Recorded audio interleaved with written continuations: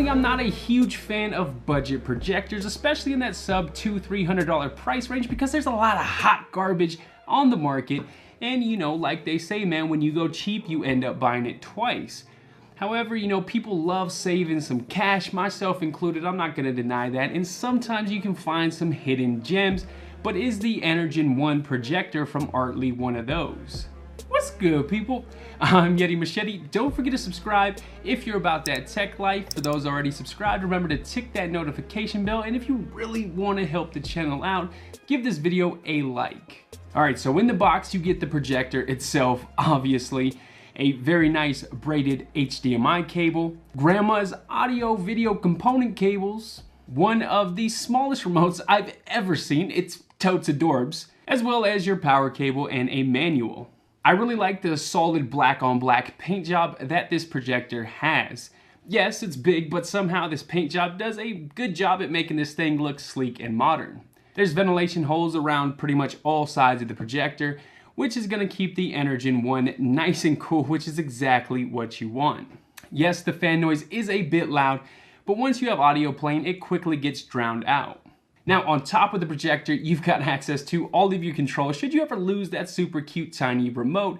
You've even got your focus and keystone adjustment wheels up here as well. Alright, so on the back, you've got all your standard ports and some outdated ones too, like a VGA port, which, by the way, can we just stop with the VGA ports? What is this, man? The 90s? I mean, maybe I'm by myself here.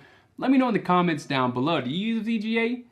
I do like the inclusion of the SD card reader that allows you to, you know, load up all your media directly onto an SD card, play everything directly off of that without ever having to hook anything up to this projector.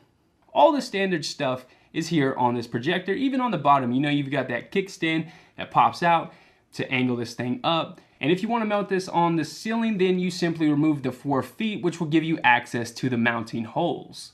All pretty basic, but now that that boring stuff is out of the way, let's go ahead and throw this thing up on my massive 130-inch screen, show you guys how the Energon 1 looks and performs. So the picture you're seeing here is 720p. That's the native resolution. It does support 1080p input, but it cannot output 1080p. With that being said, the picture looks really good. It's sharp around the edges. As long as you have this projector level, the second you start tilting it and adjusting the keystone, that's when the edges become a bit blurry. And at that point, it's pretty much impossible to get everything in focus. Now, the manufacturer claims true 200 ANSI lumens. However, take that with a grain of salt. A ton of these companies like to lie about the lumens.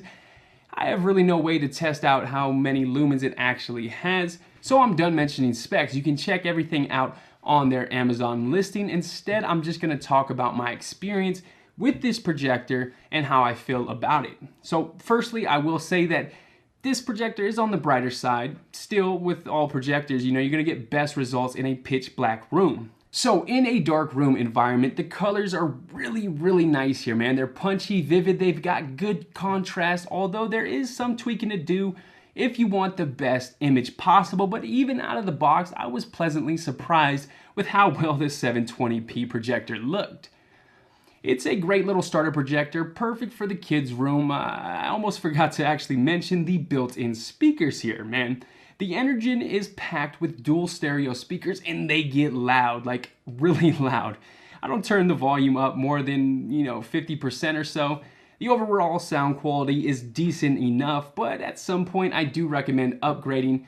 The built-in speakers just are lacking a bit of bass. Now, it's not all rainbows and unicorns with this projector. My biggest complaint is when it comes to gaming. Motion blur or ghosting is really bad here, man. Fast-paced games, especially racing games, just become a big mess, and combine that with the atrocious amount of input lag and it all makes for a horrible gaming experience. If you want a projector made for gaming, check out the review I did on the ViewSonic PX706 HD, which is an absolute beast of a projector when it comes to gaming, by far my favorite. However, if gaming isn't a priority to you and you're looking to take your first bite out of that projector lifestyle, or you just need, something cheap for the kids' room, then this is a solid option. If you enjoyed the video, just know that that like button does get lonely. consider subscribing. I'm signing off. Catch you guys in the next one.